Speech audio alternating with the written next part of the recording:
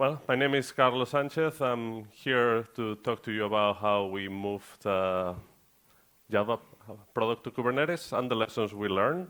I'm going to talk to you about the things that work well, some things that didn't work so well, with the idea that some of this may be useful to you to know in case you're planning to do the same thing. So let's start with some questions. So who is using Java here? Okay. Who is using Kubernetes? Who is using Java on Kubernetes? Okay, so this may be useful for you. So I'm a principal scientist at the Adobe Experience Manager cloud service. This is a product that I'm going to briefly introduce so you understand what it took us for us to move this to Kubernetes. I've been a long time open source contributor, for instance, on a lot of Apache Software Foundation projects and Jenkins. I started the Jenkins Kubernetes plugin. So let's quickly intro on Adobe Experience Manager. It's a content management system and asset management. Has digital enrollment forms that is used for a lot of Fortune 100 companies. So it's a big application that already existed before Kubernetes. So it's using OSGI on Java and uses a lot of open source. We contribute to a bunch of projects on the Apache Software Foundation and other projects elsewhere. And it has a big market for extension developers, and this is going to become interesting later on. So what did it take for us to move AM to Kubernetes? Or how are we running it? We run on Azure. We have 5 clusters and growing, probably now more. Because it's a content management system, we have to run this on clusters that are closer to the customers, closer to the users. So US, Europe, Singapore, Australia, whatever. So, and we keep adding regions as we can. And we have a team, probably if you heard about these platform teams that are very popular now. We have a team at Adobe that is building and taking care of these Kubernetes clusters for different teams inside the company. What I was mentioning that is important is that customers can run their own code. So we have to limit the cluster permissions. We have to do things like all the traffic going out of the cluster has to be encrypted, stuff like that, right? Because we want to make sure that the customers don't inadvertently make some mistake or some traffic is getting hijacked or they open a security issue, a security hole. And we have what we call AM environments, would be, we give them these AM monoliths to customers, and they can have multiple ones, and they can self-serve them.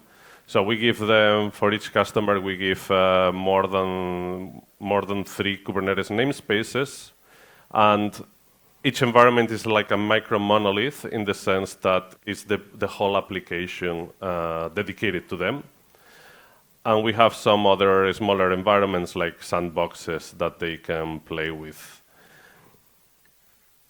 So on Kubernetes, we are using namespaces to provide the scope. And namespaces in Kubernetes allows you to do network isolation, quotas, permissions, and things that are inside that namespace cannot access things in other namespaces. So this is a good way that Kubernetes allows you to have separation between the different tenants that you can have in Kubernetes. We have multiple teams building services and with different requirements, and they can build the services in the language they want. So typically, AM's being a very Java-oriented shop, but for new services, we are writing things on Node or Golang, because you build it, you run it, so you can choose whatever is best for you as long as you maintain it. And we use a lot of APIs and the Kubernetes operator pattern in order to have multiple services talk to each other. So one pattern that we chose also for Kubernetes, it's init containers and sidecars to apply division of concerns. So when you have one big, we started from one big Java application, and we said, okay, we need to do all these other things. Should we just add this to the Java application and make even a bigger monolith? Or we should do it in a separate way. One way would be to have different services, but an easy way in Kubernetes is to have sidecar containers, so containers that run alongside your main container. We do a lot of this. We have a lot of them. So service warm-up, storage initialization. We have an HTTP in front of the Java application. We have containers that do the metrics exporting. We use FluentBit to send the logs. Thread dump collection, so every time there's a new thread dump, a sidecar container gets that from the file system and ships it somewhere. We also do Envoy proxying. Envoy is a proxy service that is very popular on the cloud-native world, and the auto-updated. And I'm going to talk a bit about them. So some of them are custom developed, like a thread dump collector, or the storage initializer. Some of them are open source, like FluentBit, and some of them is based on open source and extended, like HTTPD. So these sidecar containers do this new functionality that is not on the cloud-native world. So, for instance, the service warm-up, it makes sure that the service is ready to serve traffic when the pod starts. When you have a Java application that takes a long time to start, or to get cache or get warmed up, what we did is on one of the containers, basically we query the most requested URLs. So when you get a new request from the outside, from a customer or from a user, that request is already in the cache. So we run this as a sidecar container. We don't have to modify the existing Java application. We don't have to add new functionality there. It's a separate kind of service, but it runs alongside the container. Like the metrics exporter, it just goes and checks what's the disk size, space, and if the network is reachable, and this exposes these metrics to Prometheus. Again, another thing that instead of doing in the main container, we can do you can do in a separate sidecar. FluentBit to send logs. You can, in any of your containers in Kubernetes, in the pod, you can write logs to a file system, and that file system is shared across all the containers. So from another container, we take those logs and ship them to external storage. So again, another thing that you could do in the main container, but this way is separate and you can manage separately. The thread dump collection is a little bit of the same. You get thread dumps that get stored in the file system, and then you have another container that goes there and ships them when they are available, watches the file system for them, and stores them in a place that are later inaccessible. Envoy proxying. Anybody familiar with Envoy here? Yeah. Just a couple of people. Envoy is a very popular proxy that it's used for the ingress controllers in Kubernetes. So every time you get a request into Kubernetes, a lot of this request is basically accepted by an ingress controller, and a lot of them are implemented behind the scene on Envoy. So Envoy is a proxy, gets this request, and then is automatically configured to send the request to the right pod. That's basically how Kubernetes incoming traffic works. You can also use Envoy as a normal proxy. You can use Envoy instead of HTTPD or anything like that. The cool thing is that Envoy works very well like the scale, distributed, and so on. We use it for traffic tunneling and routing. So this allows us to send traffic from a pod through a specific network egress. So we can provide different pods in Kubernetes, different containers with different egress IPs. So for instance, let's say a customer wants to connect to the Twitter API.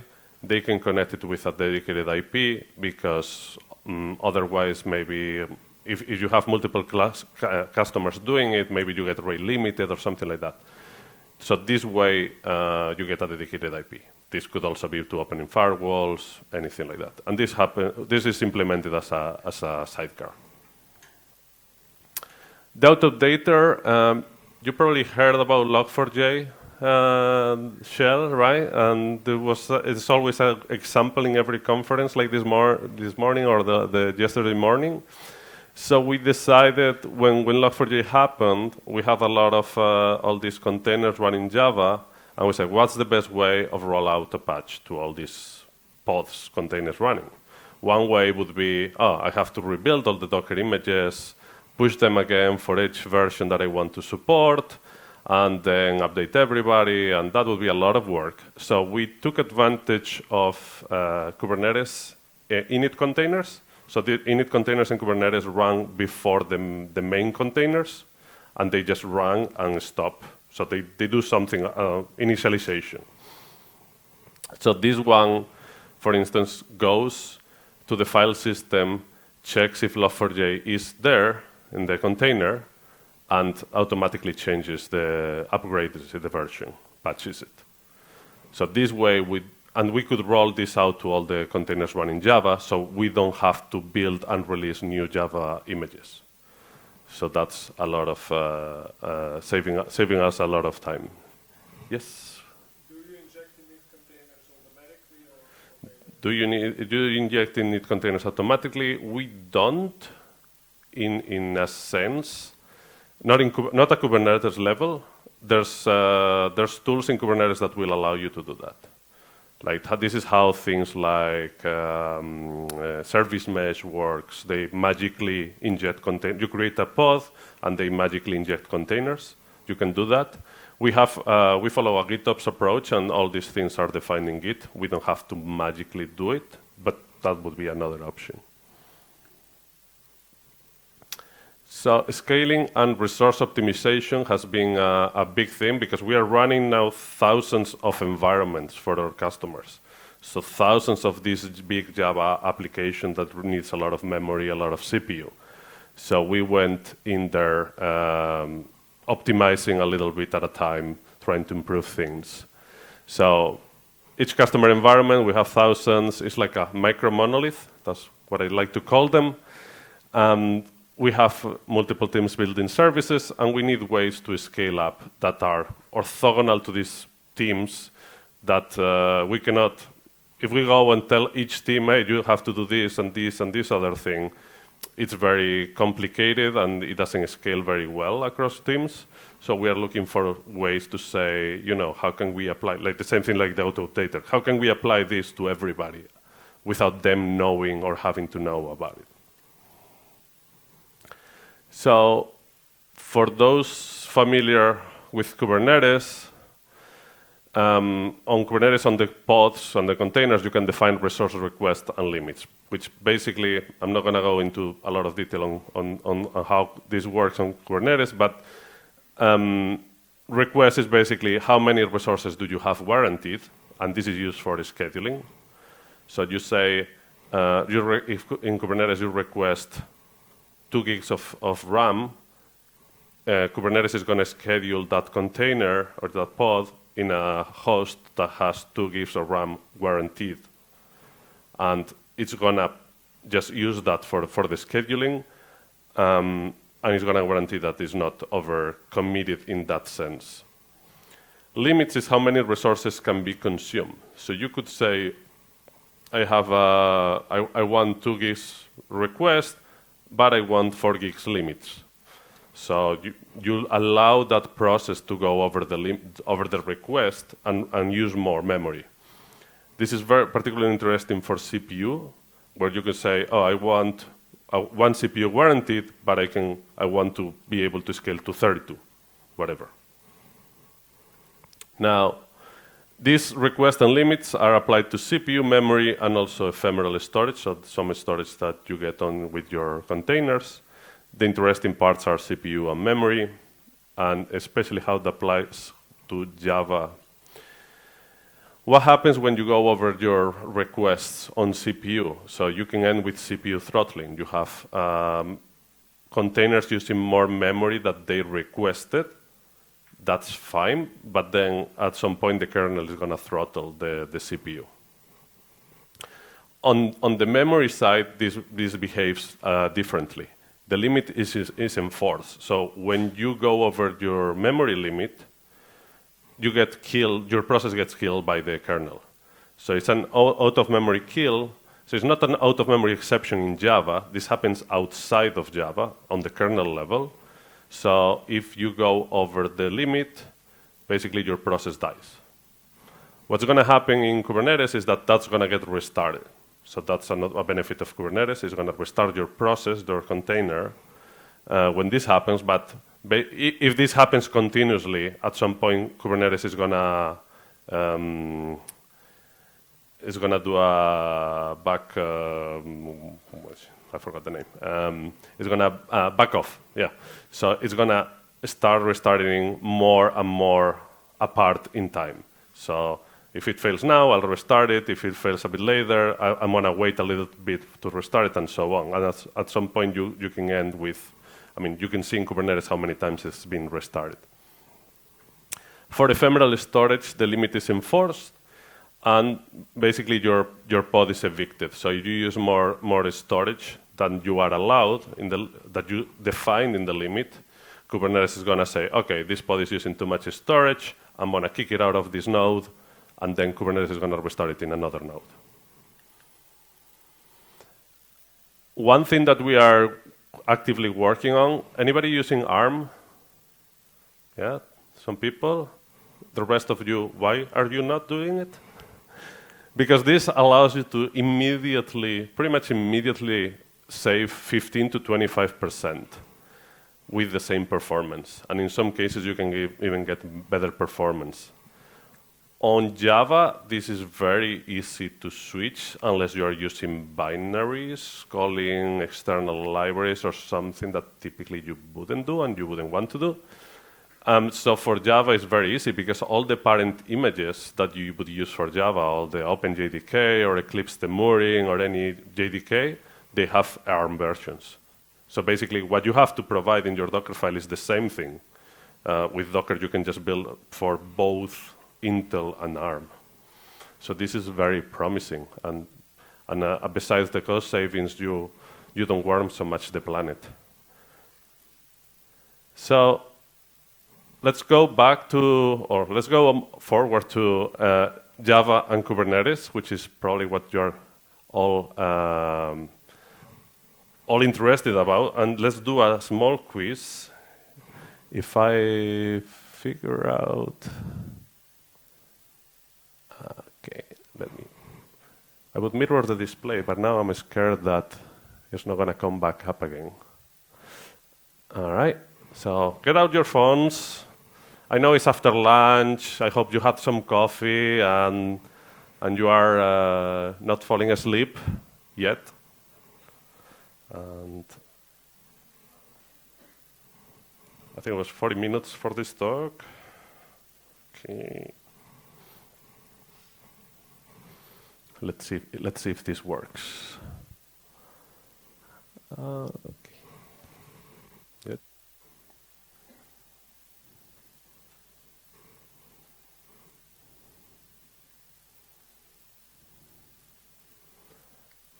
It's hard without the mirroring.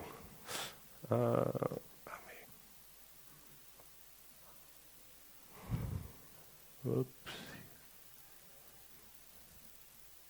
Whoa. What is my... Okay. Fingers crossed. No. Yeah, yes, no. Not a good idea. Oh, God. Let's go back to this.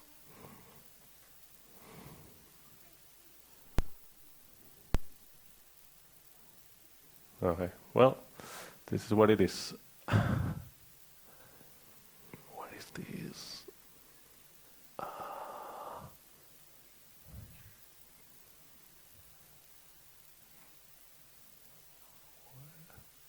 This one here? Yeah. Okay, so what would you think is the default JVM heap size?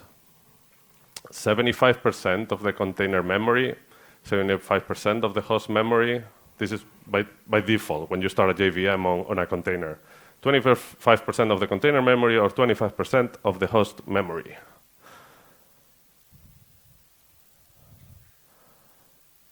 Okay, so container 25.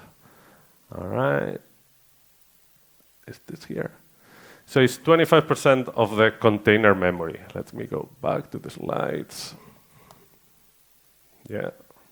So the question was a bit, it depends, because typically it's going to be 25% of the detected memory, unless you are using an old Java 8 version, because this has been changed over time in the newer Java JDK versions and then backported to Java 8. And it uses the container memory limits, so you don't have any warranty that that physical memory is available. So if you say, I want 1 gig request and 4 gigs or 8 gigs, let's say 8 gigs limit, the JVM by default is going to start with 2 gigs of heap.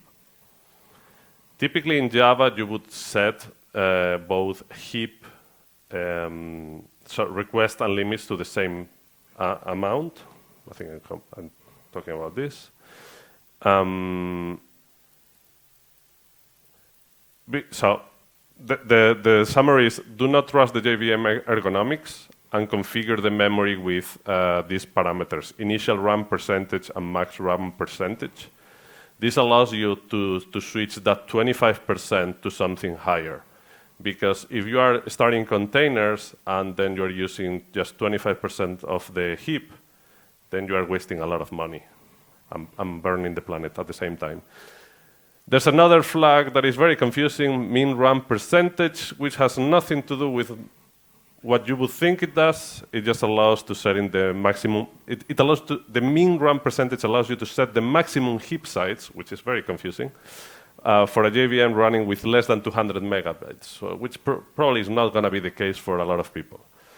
So make sure if you want to make use of the container resources and your nodes that you're paying for, you use flags and don't trust the JVM ergonomics to figure out how much memory you want. Typically, you can use up to 75% of container memory. It depends on your use case, unless you have some application that uses an off-heap memory, like native memory and stuff like that. Like Elasticsearch is a typical use case where you need the heap. You need to have twice at least the memory that in the container on the host than the heap, because it uses a lot of off-heap memory. But for a typical Java application that you are not doing anything native, you're going to have a heap, 75%, and then you're going to have margin on top for, you could even go up to 85 or something like that. You just need a bit of margin for whatever is not on the heap. I think it's thread pools, things like that, that you need to, that Java stores outside of the heap. What happens on the JVM is that it takes all the memory on a startup and manages it, right? When you start a container, a Java, a JVM, and you tell it, okay, use this much memory for the heap, basically the JVM takes all that memory from the operating system and manages it. So Kubernetes or the kernel doesn't see anything inside that block. They just see, okay, this process got this memory. In Kubernetes, you cannot see, Kubernetes cannot see what's being used. It just thinks that all of it is used. And my recommendation is to set the request and the limits to the same value, because the heap is not gonna change that much during the runtime of your application. So what is the default JVM garbage collector? Let's go back here. All right, all right, sorry. Dragos first. Let's go. The default JVM garbage collector is serial GC, parallel GC, and combinations of this, G1, Z, Shenandoah. Do we care?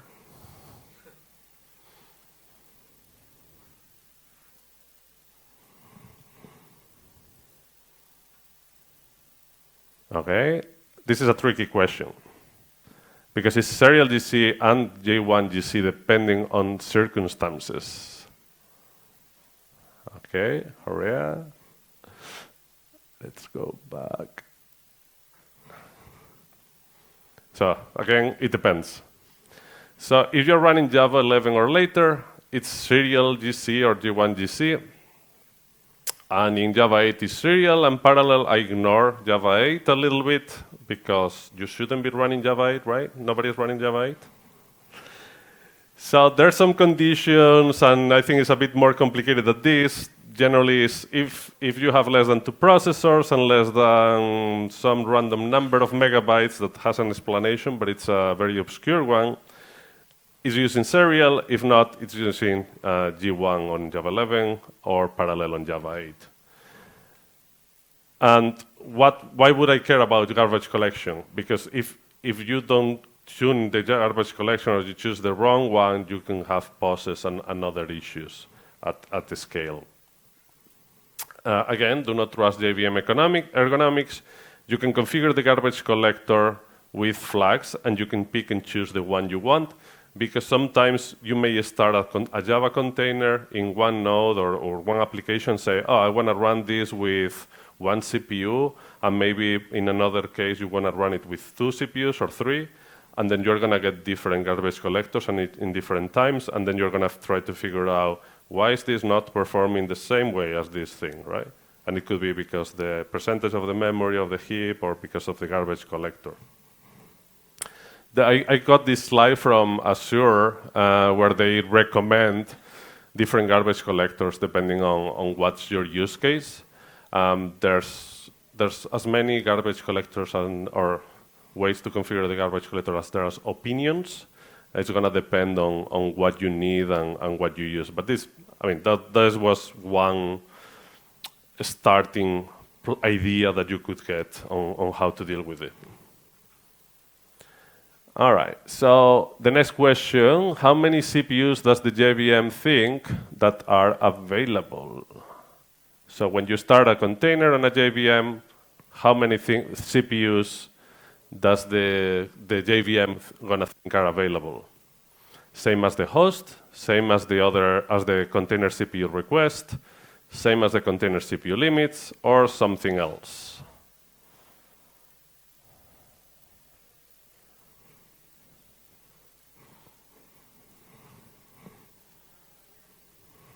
Okay.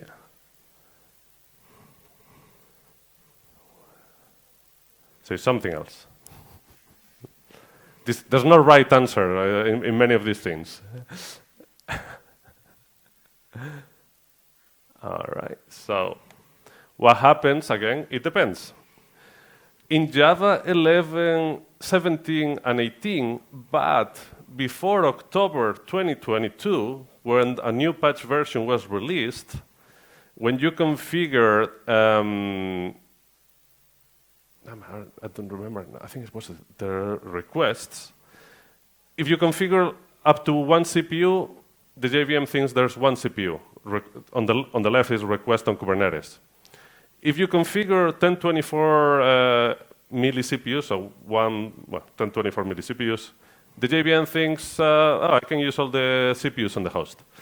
If you set, after that is more normal, a bit more saying. If you use over 2,000, it's 2 CPUs, over 4,000 for CPUs, and so on. But this has changed in the last release, and the funny thing about all these configurations is that the JDK is changing them in point releases. So it's not like, I moved from 11 to 17, and I'm getting this change. No, if you move from the release from September to the one in October, which is a point release, you're going to get these changes. So this was fixed or changed in Java 19, backported, and in the presentation you can see the links to the JDK issue, because the JVM was using CPU shares to figure out how many processors were available.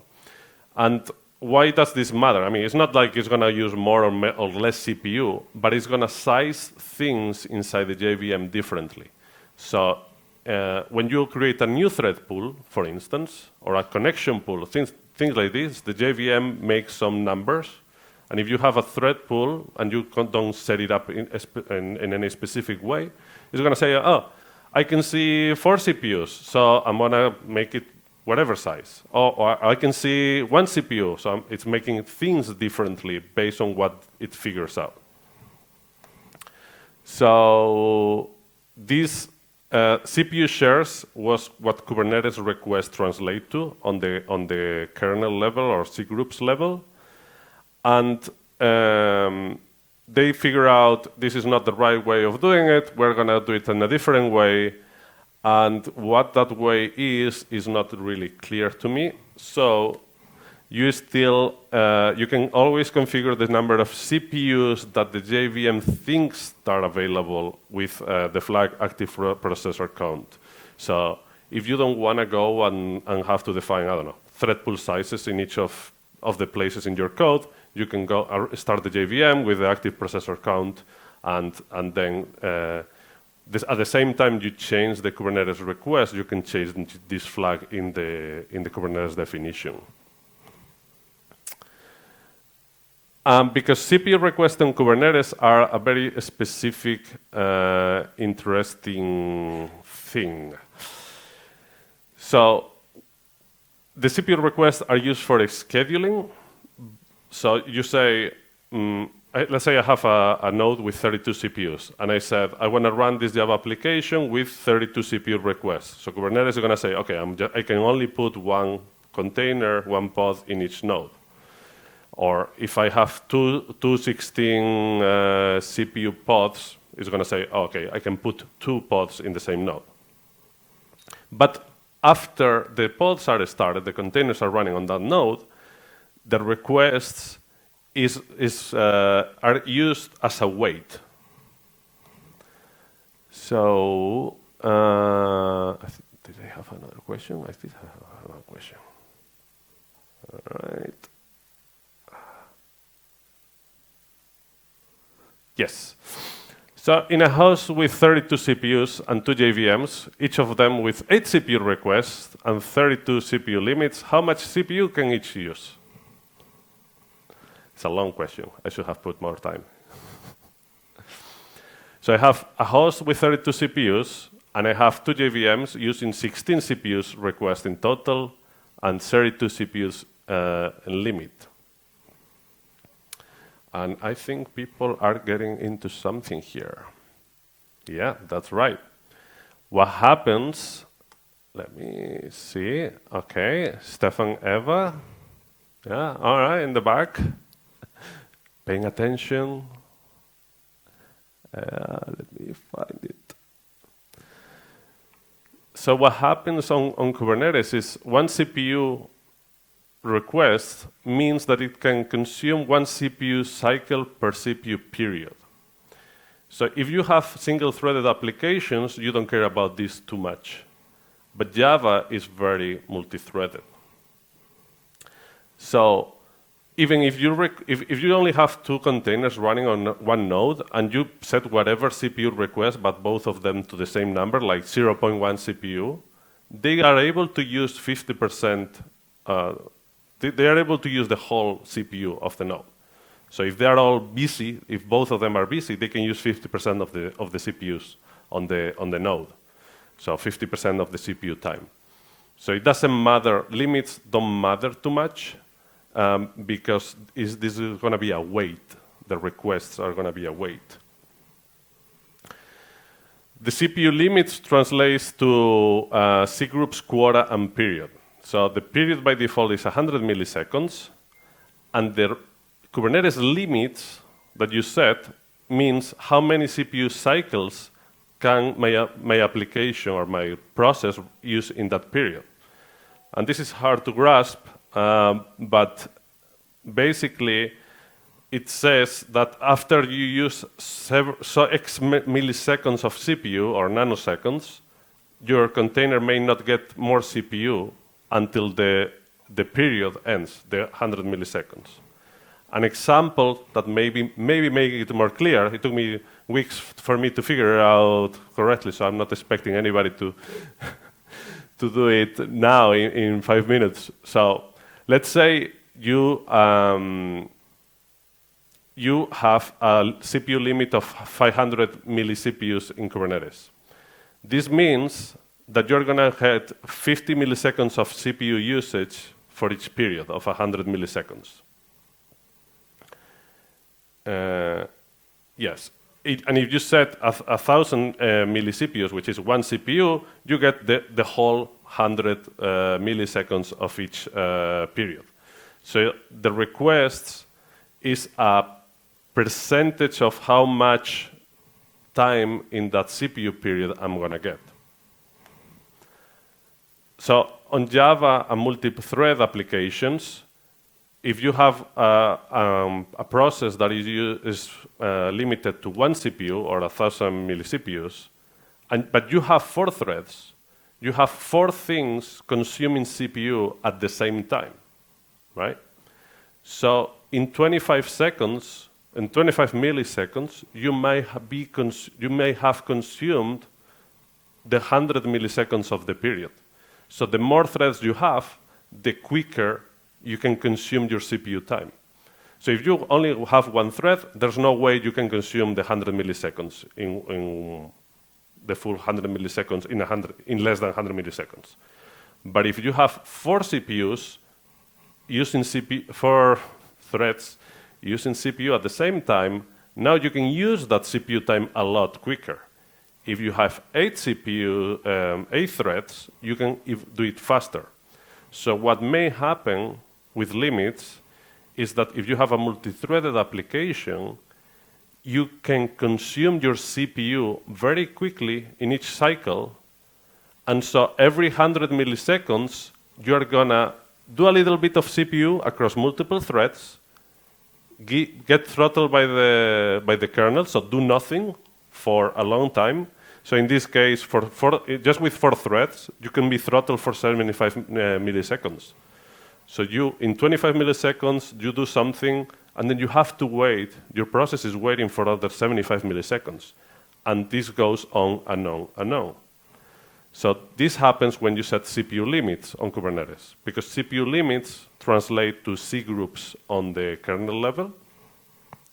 And this is basically how the kernel manages the CPU time. So the advice is do not set CPU limits for your production workloads, because it's a very misleading argument. Well, there's an argument about this, but I think people are kind of converging into saying, do not set CPU limits in production, because the only thing the limits are doing is preventing you from using all the CPU that you have in your nodes.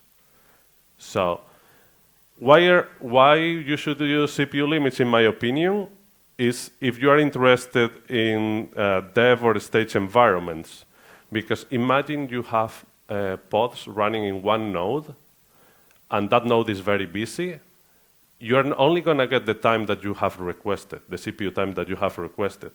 But maybe you have other pods running, or later they're running in another node where there's no busy neighbors in the same node.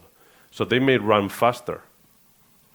And this can be confusing, especially if you may do a load test in development or stage environments, and you say like, oh, because there's not many neighbors in the same node, okay, this goes fast, it goes well, no problems, nothing happens. But then you switch to production, and maybe your pod is falling in a node that has more neighbors that are using the CPU, so your process is not getting all the CPU that was getting on dev or stage or on another environment. So I think that's why limits are still interesting there.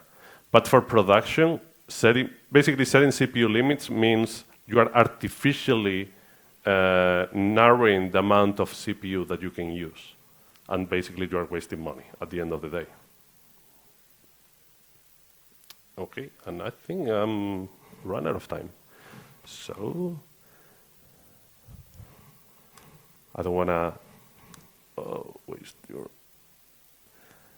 So just to sum it up, these are some of the ideas that we evolved by moving these existing Java applications And I hope that this is useful to you. It's very easy on Kubernetes to just lift and shift, like take something that already exists, running in Kubernetes, you're going to get a lot of benefits like automatic restarts, and you are going to be able to do distributed computing. All these things are going to be great, while you still have, without having to touch too much the application. And then there's some quirks, there's some little things that you will need to improve over time, and there's some patterns that you can use, like I mentioned, sidecars, containers, there's also operators. There's some things that you can use. There's some things that you have to be aware with containerized Java, like how does the CPU and the memory behave, how the JVM behave. But I hope at least you get some ideas that if you are moving Java to Kubernetes. All right? Mulțumesc!